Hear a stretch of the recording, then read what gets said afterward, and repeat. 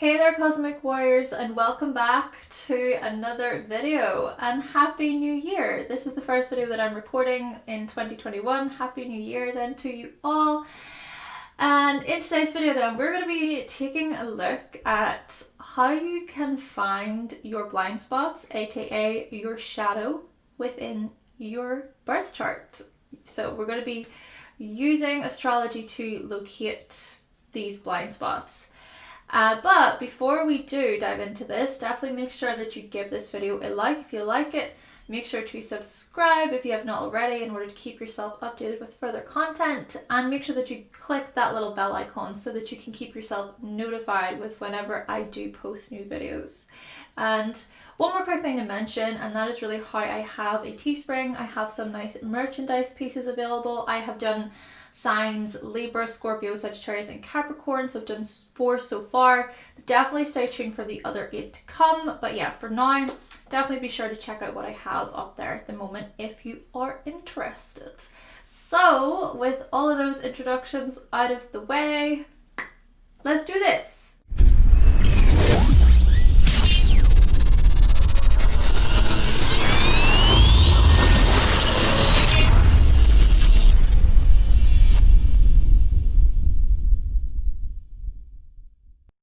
Okay, so first and foremost, what exactly is a blind spot? Well, for those of you who are drivers, you might be very familiar with what your blind spots are when it comes to driving, which is why rear view mirrors are great and very, very necessary. I also noticed within my own driving lessons that I still got to do a look over my shoulder, you know, to see if there's anything behind me. So that look over my shoulder showing me my blind spot. So just like when it comes to driving, there are blind spots, there are also blind spots within the Natal Birth Chart.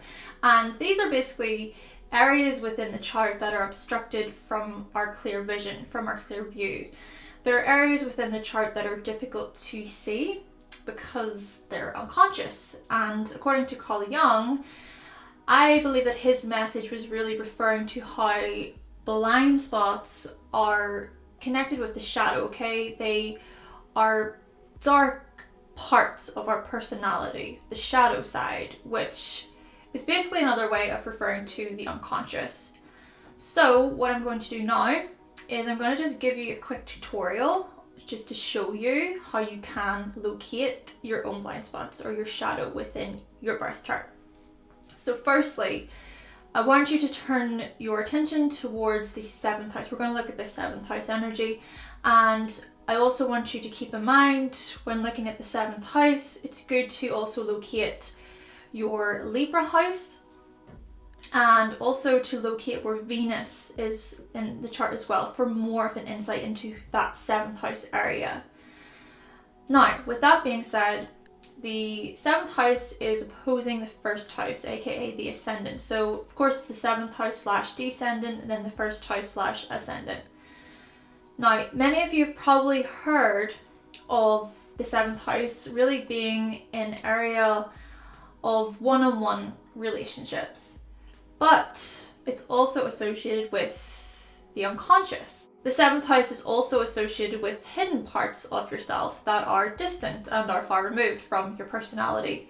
So whilst growing up, you may have been encouraged to act out certain parts of the self, of your personality, due to the reinforcing of particular qualities being just placed upon you.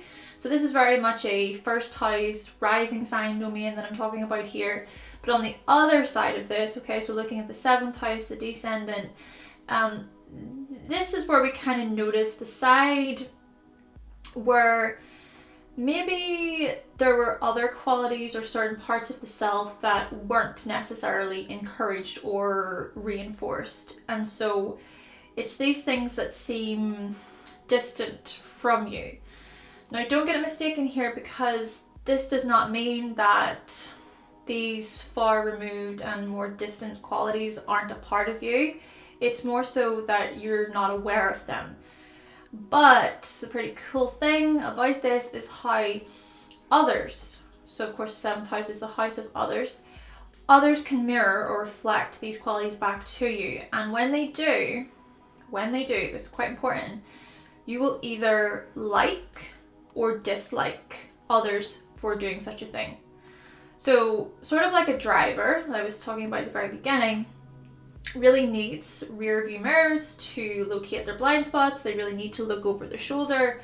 You also need others to look at your shadow. You need others to really look behind you, so to speak, to locate your blind spots. And yeah, I said need others because for me, I'm a firm believer in that we do need others as humans if we are to live healthy and fulfilling lives.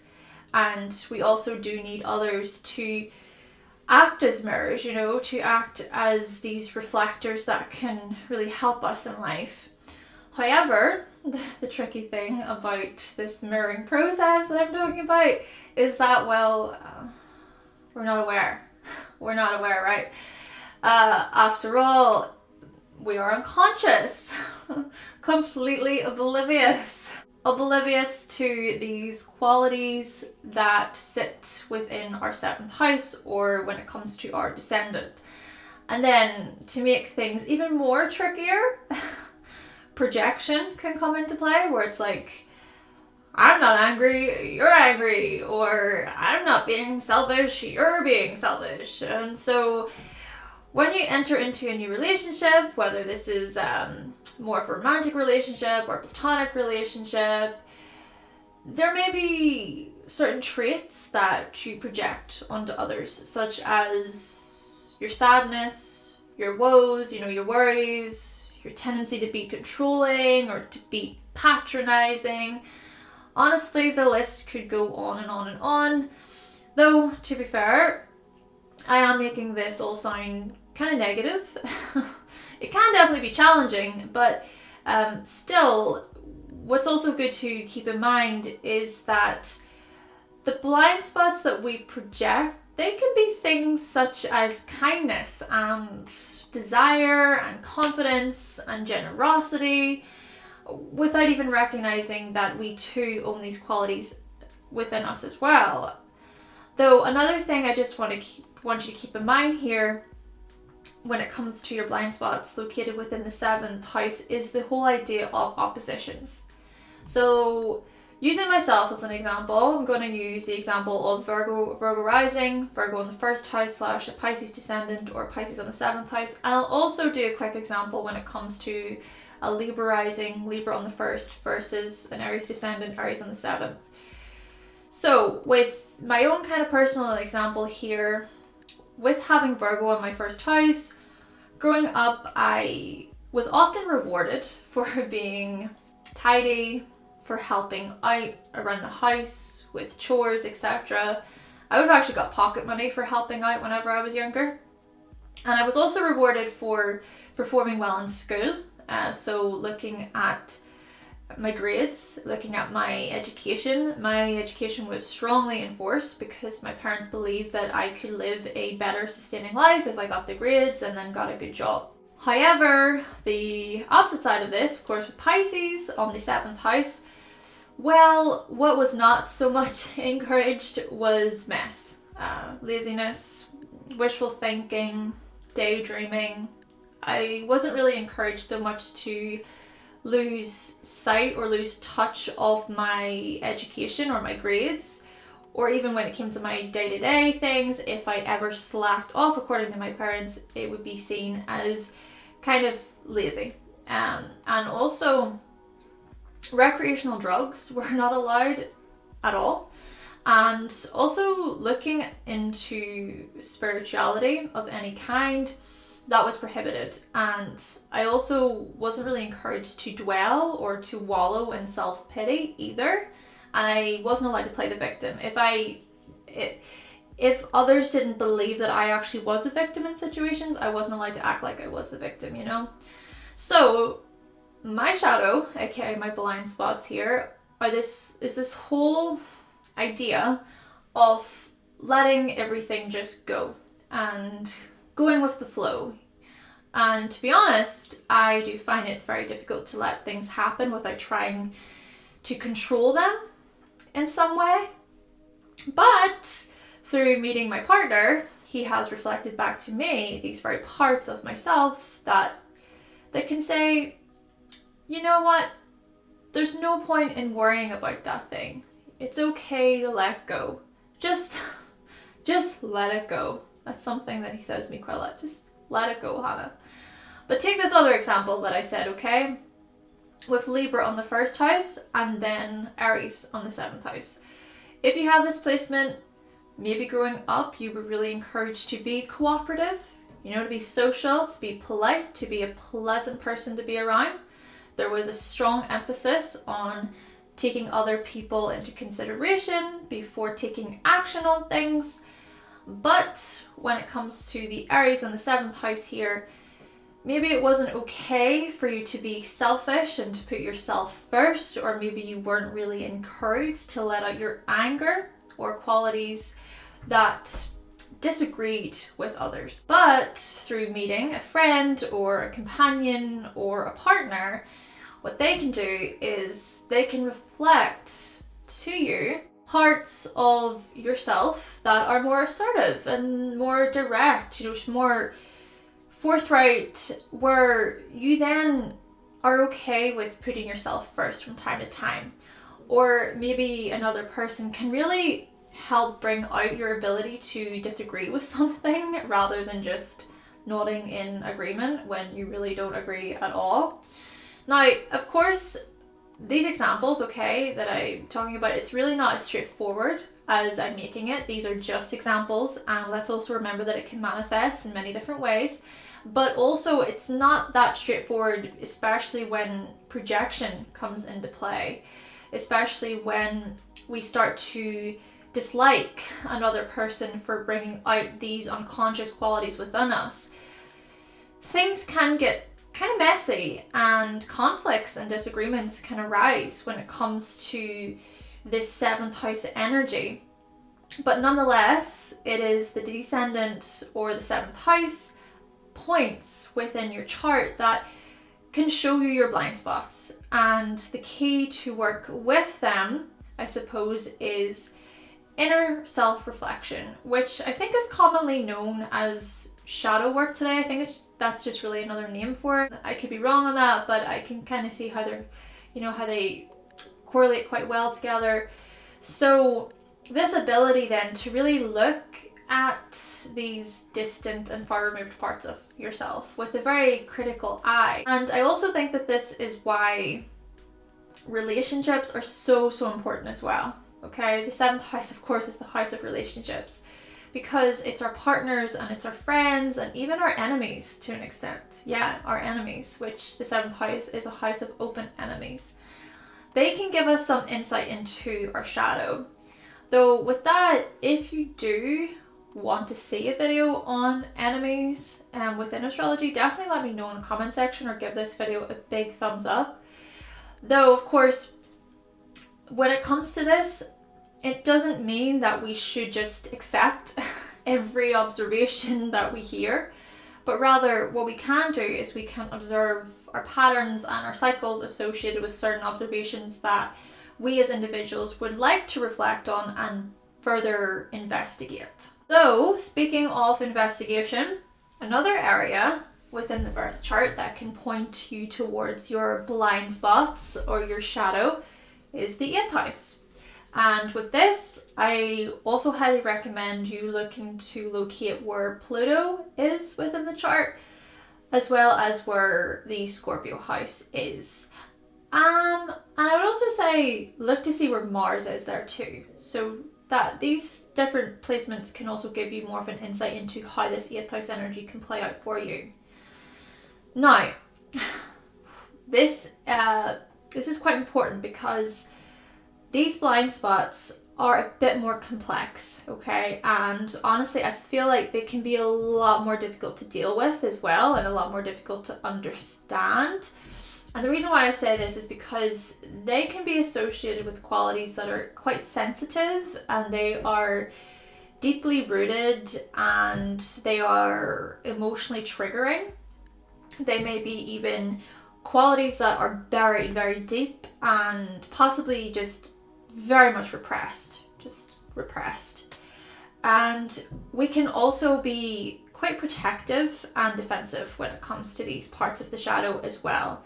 But if not addressed, we might project the shadow onto others, just like I mentioned with the 7th house. And we also, this is where it kind of goes a step further, we also might be quite self-destructive when it comes to these qualities that are not addressed. We can engage in really toxic behaviors, not only towards other people, but also towards ourselves. And also what might happen with the 8th house projections is that we can become built up with jealousy and rage and resentment and bitterness and vengeance. It's as if we may seek to tear down or destroy others through the qualities located within the 8th house. It could also be suggested that these parts of the self are associated with the most monstrous and scary parts of ourselves. They are the most terrifying to confront, and so it's easier just to project them onto others rather than addressing them. But hopefully, by being brave enough to confront these scary parts of the self, you can transform, you can become reborn. And yes, it's possible to be brave whenever you are absolutely terrified. Though, to be fair, I also think that there may be times whenever we have no other choice in the matter. We're forced, okay? We can be forced to transform and to become reborn. Therefore, it's the 8th house that can really show you your deepest fears, along with your deepest vulnerabilities that you may subconsciously keep hidden. And it can also show you any potential traumas or catastrophic moments that you've experienced throughout your life that are emotionally unresolved. But whenever entering into an intimate or close relationship, either with someone else, in terms of intimacy, or like a partner, or even when it comes to maybe seeing a therapist or talking with a really close friend, that type of intimacy, it's these unresolved emotions that can become quite triggering. And if or when this happens, it can be really hard. It can be really difficult. It might not be easy, but hopefully through deeper investigations into your own human psyche and with really working with the shadow, so to speak, you can maybe shed a few behaviors, you can shed a few attitudes that are outdated and really burdensome. So this whole idea of transforming, right? Like I said, it's like shedding off some old skin and then embracing new territories. It's really a house of chaos and the unknown at times. But it can really be deeply transformative, and it can help us heal and it can help us overcome things. Though what's further interesting is that these blind spots, they can be linked with your 4th house or with your IC. So looking at the very bottom of the birth chart there. So there seems to be a connection between your present relationship issues and your present emotional unresolved struggles versus your childhood. So with that in mind, let's look at this 4th house a little bit, because this is another blind spot within the chart. It's another part of the shadow.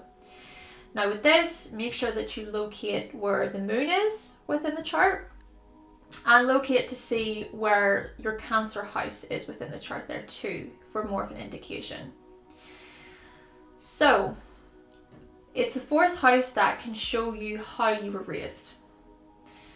And with the theory that I'm about to talk about, this is something that I discovered within the 12 Houses book by Sasportas. Okay, so this whole notion of looking at how you were raised, and how your upbringing and how your family and how your ancestry have strongly conditioned you. So the types of qualities that have essentially been passed on to you through the family line, or the types of qualities that have really helped mold you and shape you as a person.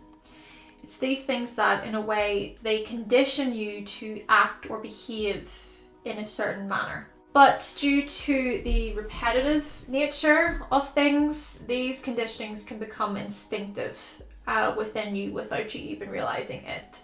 So whenever you're running on autopilot, when you're just running from that unconscious, you're essentially acting out in a way that's connected with your conditioning. So you're acting out this fourth house IC moon energy. And I also think that being a child has a lot to do with it as well, because as children we really don't know any better, and so we depend upon the environment and upon our caregivers to really keep us safe and protected. And so essentially here we learn from our home environment what is acceptable and what is not acceptable, though naturally these things, they can conflict with other areas of our lives, you know, such as learning something new from a friend at school, etc. But still it's really your caregivers that play such a vital and important role in shaping your personality without you giving it a second thought as a baby or as a child and even as an adult. And so in this respect, it's really the fourth house or the IC that can act as a blind spot within your chart. And then that connection then between this versus the eighth house is that we can often bring these unconscious parts of ourselves into our close, intimate relationships. These childhood conditionings can seem to be embedded within the psyche that they can be really challenging to change. And this can especially be difficult if you're struggling to change a certain toxic behavior, really, that you desperately want to change, for example. Or it can be exhausting if a particular in-law, maybe that you come across in the future, hits a certain family nerve for you, as another example.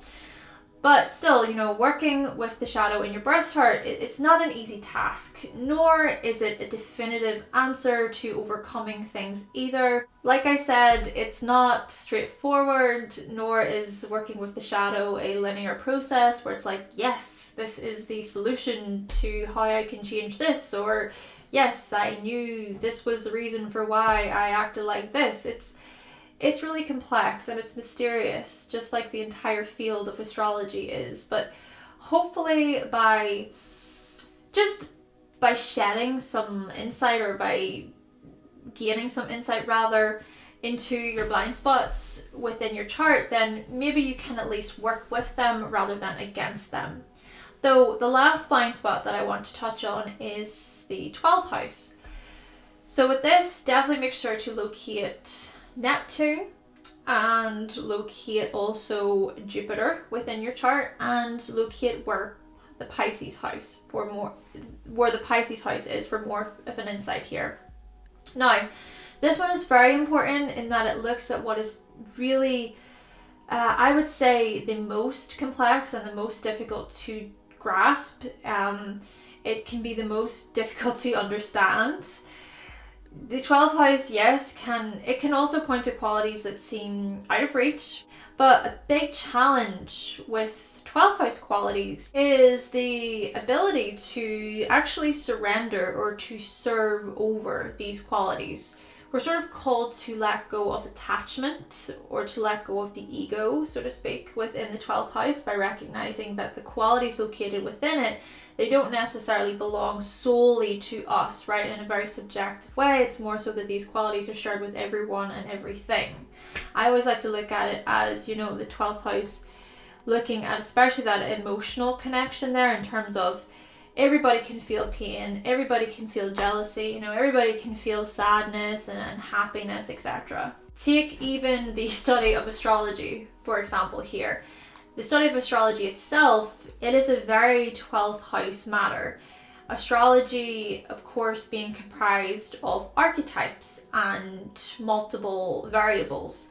It's a study of mythology and wonder and magic, and it can be used as this wonderful tool that can really help us dive into and to understand our psyche. So even this video today is a way of looking at the psyche, but just as much, it can also be used in a destructive way without us necessarily meaning for it to be, you know, without realizing. It can sometimes send our minds into a state of confusion and chaos, especially during times whenever we find it difficult to grasp certain parts of the chart with the human mind, or especially when it comes to how astrology isn't something that is scientifically proven. Of course, it's still a pseudoscience. It's a study that it can't necessarily fully be grasped or measured with reason or rationale or with definitive answers. But then again, I guess that's also the beauty of astrology as well, right? It's also, looking at it in terms of its mystery, and like I said, that word of wonder. It's very much a subject of complexity and nuance. And the 12th house, it does represent a part or parts of you that can lead you towards insanity, trying to grasp it fully. It can be a very tricky part of us that we might struggle to accept or even recognize in the first place. Sure, these parts might live in your dreams or in your imagination. They might come out whenever you're alone, whenever you're in solitude. They might present themselves whenever your head hits the pillow, as you rest with ease at night, or they might be brought to the surface when you're intoxicated or whenever you're under the influence. But to actualize these qualities and use them within your everyday life where they're completely conscious, you're completely aware of them, well, it's very, very difficult. Things can become quite blurry and kind of frustrating as well. Kind of frustrating to deal with, if I'm being completely honest. So, bringing this back to this whole notion of surrendering and serving, well, by surrendering or serving these qualities located within the 12th house, so serving them over in a way, maybe these unconscious, locked up parts of our psyche, they can flow better instead of us falling victim to our unconscious or to our shadow. Kind of think of the 12th house representing the tower that Rapunzel is locked away in. She is completely secluded, she's shut out from society, nobody knows where she is apart from her evil stepmother, or I'm not sure if it's her stepmother or her actual mother. Anyway, I digress. Maybe the evil mother, she can signify your conditioning, she can signify your upbringing and how throughout our lives we unconsciously choose what to hide and what to show others. And also remember that Neptune and Pisces in the 12th house, they can also look at phobias and look at fears as well within astrology. Though, what I want to do with this is I'm going to use just some examples just to explain what I mean a little bit better. So take myself, I have Leo in the 12th house, but also if you have Sun in the 12th house, this may resonate what I'm about to say. So Leo in the 12th or Sun in the 12th. It could be suggested that what's locked up within you is your desire to shine and to stand out and to be noticed for what you have to offer the world. Confidence might be something that you find difficult to grasp within your everyday life, and at times you might find that it feels like you have so much more to express than what you actually do, but actually to do that, it just doesn't add up, I suppose, to the outer exterior in comparison to what's going on within your mind. Maybe growing up, others, they try to dim your light, or they try to tell you that you weren't allowed to express yourself and that you're not even particularly creative. And so perhaps unconsciously you learn to hide these things, okay? Hiding them from the public. But the whole point of the 12th house is for you to let go, right? Letting go of attachment. Let go of your attachment to such deceptive narratives, along with letting go of attachment to attention and applause, which might be a result of how you were treated. And by letting go of these things, you might not fall victim to other people's opinions and, their false opinions and their judgments of you, etc., or whenever others don't give you attention. Which, can I also just say how the 12th house can actually be a deep house of suffering, Take someone with Virgo in the 12th or Mercury in the 12th, for example, here, right? They might feel so completely overwhelmed with thoughts that they suffer. They suffer greatly because of their thoughts. They might bottle up their thoughts and not talk about them, But by surrendering, right, by serving over, by reaching out, they can seek support from others who can help them really unravel their thoughts that feel really muddled and confusing. Sort of imagine the suitor who rescues Rapunzel from the tower. Sort of imagine that person as someone within your own life who can help you work through your 12th house. So this could be quite literally a therapist or a counselor, or it could be a friend, or it could be a teacher, or it could be a parent. And what I would also say, following on from this point, is recognizing that you're not alone. You know, you're not alone. Yes, the 12th house is also a house of solitude and deep introspection. You know, it can really look at just you being out of sight from the public eye, but at the same time, it's recognizing that, you know, like I said, that emotions can be shared with other people, and that you're not necessarily alone when it comes to what you're going through, when it comes to what you're experiencing. There might be other people that exist out there who may be going through similar things, or who are experiencing similar emotions. And the 12th house in Pisces and Neptune also looks at empathy. You know, it really does look at emotional understanding. So that's just something to keep in mind. This process, again, it can be difficult to grasp, especially given that so many of us, we don't even realize that there is a hidden part of ourselves, or there's an issue, I suppose, to be explored. There may be, as well with this, a lot of self-denial and rejecting of help and not wanting to look at these things. I mean, of course, after all, these qualities, they are unconscious.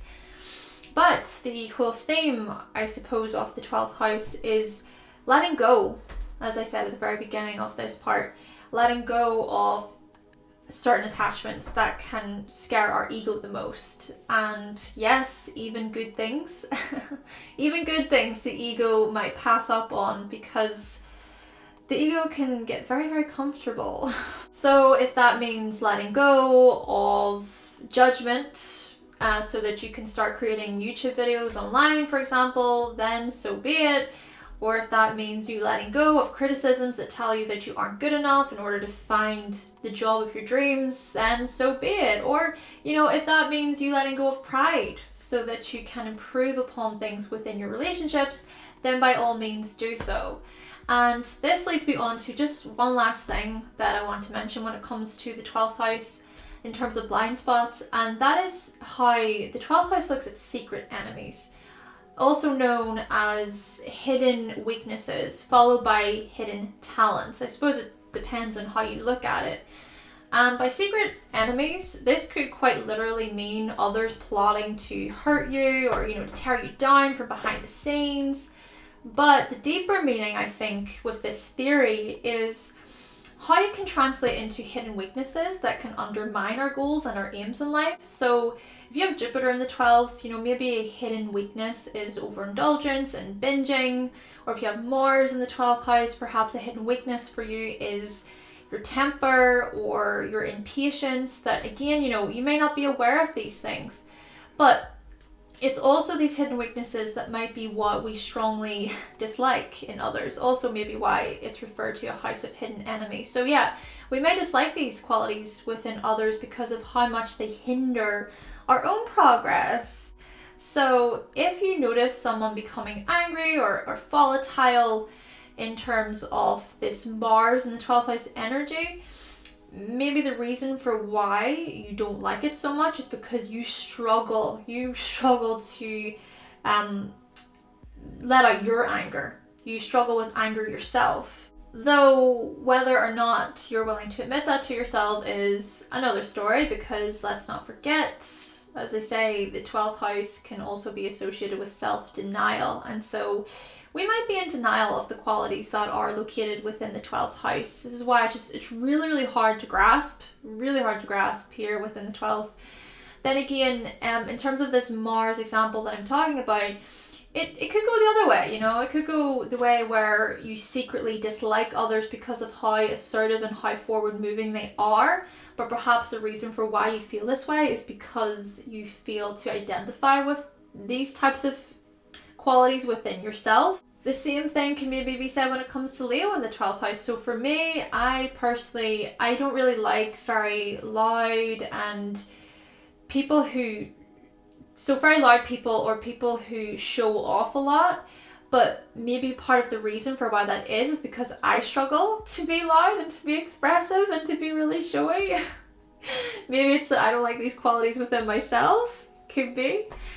So yeah, it's a really good idea to assess your 12th house because it can shed some light on certain parts of yourself that maybe you just never thought possible.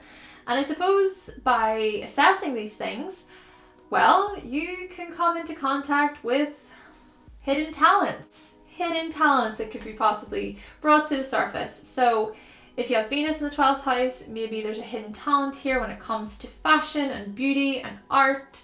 Or if you have the moon in the 12th house, maybe there's some hidden talents here that you may not be aware of where it's connected with caregiving or baking or cooking. Essentially, it's also within the 12th house that you can find blind spots that lend hand to certain gifts or talents that you have, which I think is pretty cool and worth exploring. Okay then, Cosmic Warriors, so that concludes my video on how you can find your shadow / your blind spots using astrology. Now definitely let us know what you thought of the video in the comment section down below. But with all that being said, thank you so much for watching, thank you for subscribing, and of course if you would like to see more videos from myself and you have not yet subscribed, then make sure that you click that subscribe button and also make sure that you give this video a like, remember, and I will be back with another video very, very soon. Bye!